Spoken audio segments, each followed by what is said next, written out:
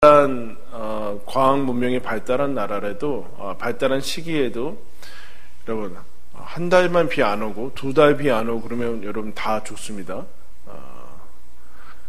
옛날에나 농경 시대라고 여겨지는 그때나 그냥 하늘 바라보면서 이제 안타까워하고 늦은 비, 성경에서 얘기하는 것처럼 때를 따라서 늦은 비와 이른 비를 주시는 것이 오늘날에 해당하지 않는가? 그렇지 않습니다. 오늘날에도 역시 가뭄이나 이 비에 대해서 통제하지 못하는 것을 봅니다.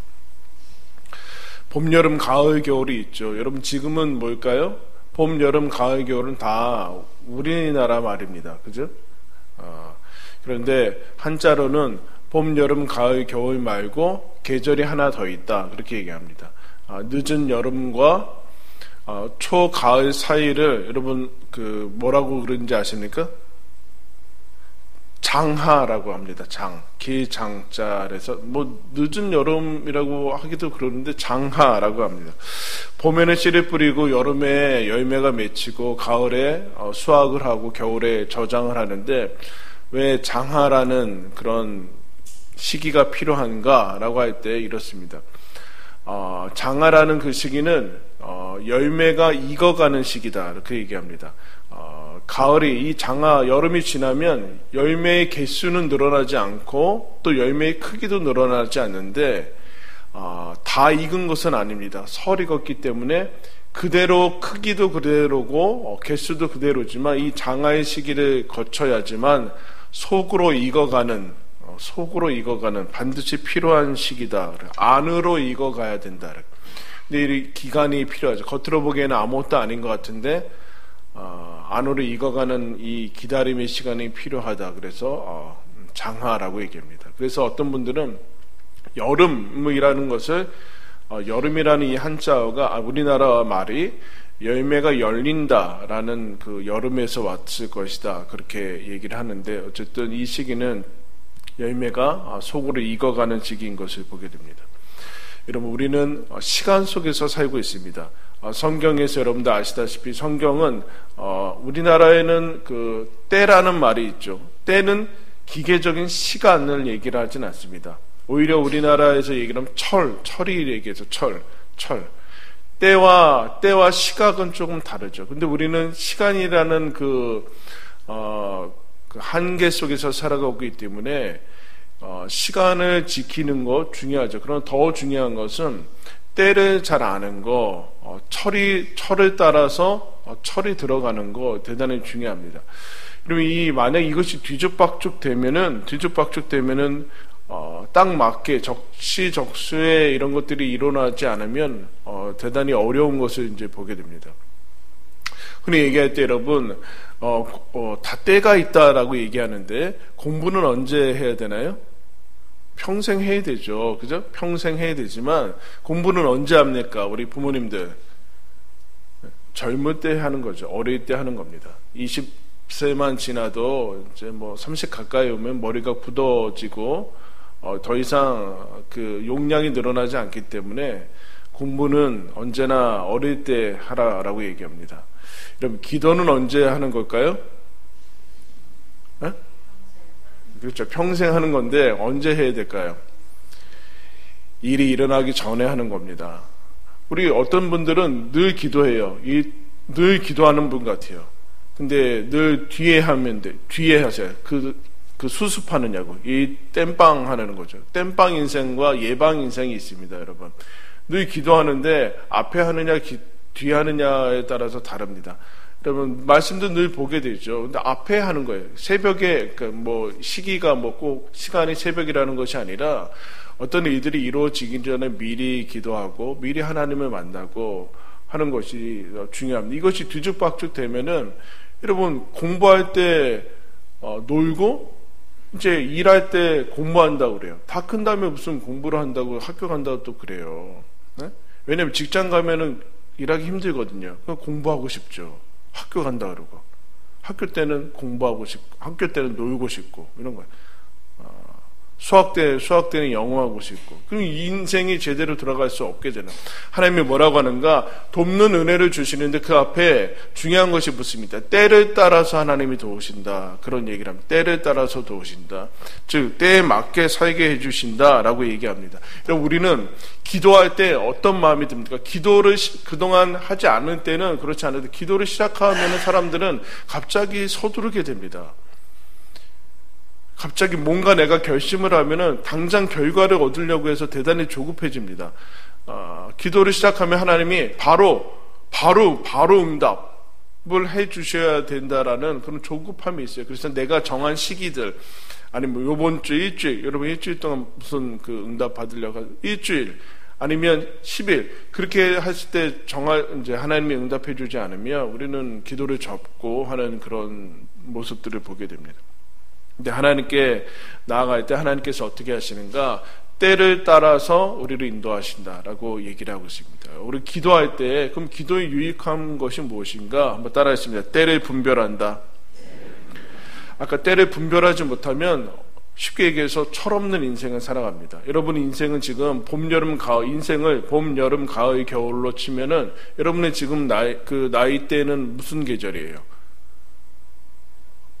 봄은 한 명 정도 있는 것 같고, 지금 여름도 이제 좀 있고, 가을, 대부분은 이제 가을을 보내고 있어요. 가을을 보내고 있는데, 무슨 계절입니까? 이 때를 분별하지 못하면, 철없는, 이제 철없다. 그렇게 이제 살아가게 되죠. 전도서 3장에 이렇게 이야기했습니다. 범사에 기한이 있고, 천하만사에 다 때가 있다. 날 때가 있고 죽을 때가 있고, 심을 때가 있고 심는 것을 뽑을 때가 있으며, 죽일 때가 있고 치료할 때가 있고, 헐 때가 있고 세울 때가 있으며, 울 때가 있고 웃을 때가 있고 슬퍼할 때가 있고 춤출 때가 있으며, 돌을 던져 버릴 때가 있고 돌을 거둘 때가 있으며, 아는 때가 있고 아는 일을 멀리할 때가 있으며, 찾을 때가 있고 잃을 때가 있으며, 지킬 때가 있고 버릴 때가 있고, 찢을 때가 있고 꿰맬 때가 있고, 잠잠할 때가 있고 말할 때가 있고, 사랑할 때가 있고 미워할 때가 있으며, 전쟁할 때가 있고 평화할 때가 있다. 지금 무슨 때냐라. 그것을 분별해야 된다라고. 분별하지 못하면 우리는 후회하게 된다라는. 내가 그때 그렇게 살지 말았어야 되는데 라는 것은 열심의 문제가 아니라는 것입니다. 때를 분별하지 못하는 거예요. 때를 분별하지 못해. 내가 우리 그 자녀들 그 자랄 때, 여러분 자녀들은 몇 살까지 같이 있습니까? 우리가 자녀를 낳아서 오랫동안 같이 있을 것 같으면 그렇지 않죠? 20살 넘고 이제 그러고 이제 시집 가고 장가 가면 다 부모 곁에 떠나죠. 한 20, 30년 같이 있을까요? 그때는 무슨 시기입니까, 여러분? 대단히 바쁘죠. 생계를 유지해야 되고 일을 해야 되고. 근데 그때는 중요한 시기죠. 아이들과 시간을 같이 보내고 아이들에게 사랑과 그 은혜를 같이 공유하는 그런 때입니다. 근데 그때 여러분 우리는 어떤 것들에 집착하게 되고, 그러면 시간이 다 지난 다음에 아이들 떠난 다음에 홀로 남겨져서 그때 내가 사랑했어야 되는데 그런 엉뚱한 소리를 하게 됩니다. 시간이 없지 않은 것이죠. 때를 분별하지 못한 것. 근데 하나님께 기도할 때 지금이 무슨 때인지 알아차리게 해주신다라는 겁니다. 때를 따라서 돕는 은혜는 때를 따라서 돕는 때를 분별하게 해주신다. 이것이 전에 해야 되는 건지 나중에 해야 되는 건지 우선순위에 혼란이 오는데, 뭐가 먼저인지 나중인지를 하나님께서 알게 해주신다. 그때 여러분 그것이 여러분 기도의 은혜입니다. 내가 지금 그때가 아니지, 내가 지금 뭐 할 때인지 알려 주신다.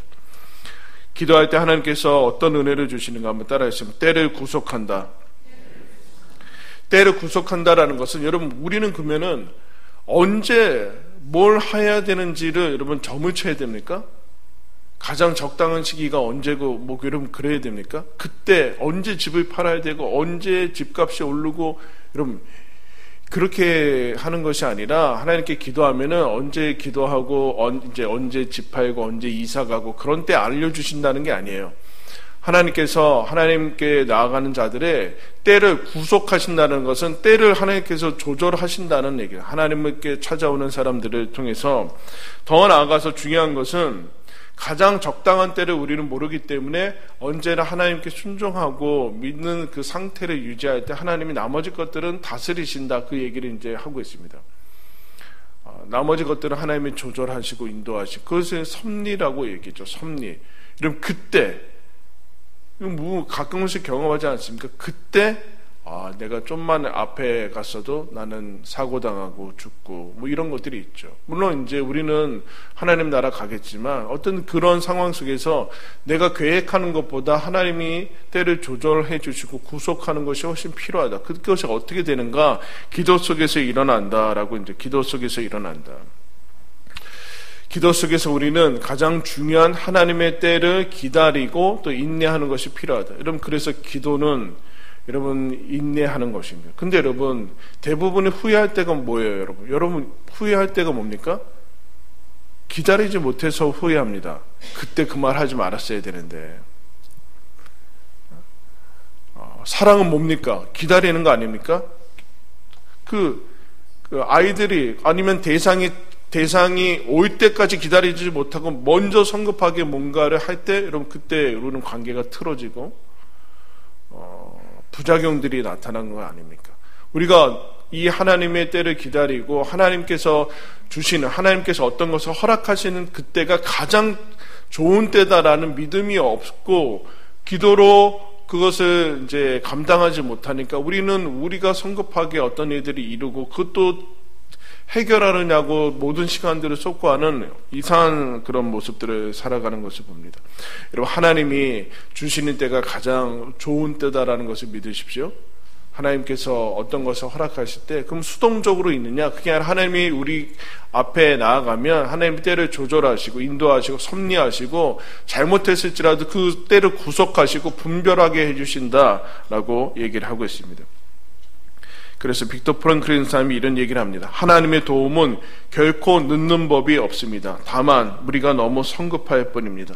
이브린 언더힐이라는 사람도 그리스도인의 기도에는 언제나 애씀보다 기다림이 더 많아야 한다라고 얘기를 하고 있습니다. 여러분, 기도의 유익이 무엇인가? 지금이 무슨 때인지 알게 하시는 거죠. 지금 뭘 해야 되는지 집중하게 되고, 또 하나님께서 그 때를 다스리셔서 가장 적시적소에 가장 잘 사는, 그야말로 잘 살 수 있게 해주신다는 거예요. 잘 살 수 있게 되는 거. 그 나이에 맞게 성숙해서 그 나이에 맞게 살아가게 되는 거, 그럼 그건 기도에 하나님께서 주시는 유일한 유익이다라고 얘기를 하고 있습니다. 여러분, 우리가 기도하고 있습니다. 기도 속에서 여러분, 지금은 기도라는 그 시기 속에서 하나님께 절실하게 내 마음을 쏟아내야 되는 때인지, 아니면 하나님의 음성을 잠잠히 들어야 되는 때인지, 아니면 기다려야 되는 때인지, 여러분 기도 속에서 분별을 해 나가야 되는 거예요. 아니, 하나님께 적극적으로 달려들어서 붙들고 부르짖고 그래야 되는 시기인지, 아니면 열매 맺고 씨 뿌리는 시기인지 분별을 한, 그건 기도 속에서 가능하다. 기도 속에서 가능하다. 여러분, 한 주간 기도하면서 나아가고 있습니다. 하나님께서 때를 조정하시고 가장 적당한 때 여러분에게 모든 것을 응답하고 계십니다. 그런 얘기가 있어요. 기도는 유통기한이 없다. 즉, 하나님께 나는 일주일 동안 요번에 기도하잖아요. 그러면 하나님이 일주일 동안 안 해주셨으니까 없어진다. 그게 아니라 하나님이 받으셔서 기억하고 있다가 가장 적당한 때 응답을 해주실 거예요. 믿으십시오. 그러니까 우리가 일주일 동안 아무런 일이 일어나지 않아서 기도는 너무 헛거다, 아무것도 아니다, 무용하다, 그렇게 생각하지 마시고, 기도에는 유통기한이 없어서 하나님의 때를, 하나님께서 가장 중요한 때, 대부분은 여러분 우리가 원하는 것보다 늦고, 때로는 어떤 때는 빠르고, 그렇지만 가장 좋은 때 하나님이 허락하신다라는 걸 기억하면서 기도 가운데 나아가서 때를 따라 돕는 은혜를 누리시는 저와 여러분들 되기 바랍니다. 함께 우리 아까 불렀던 찬양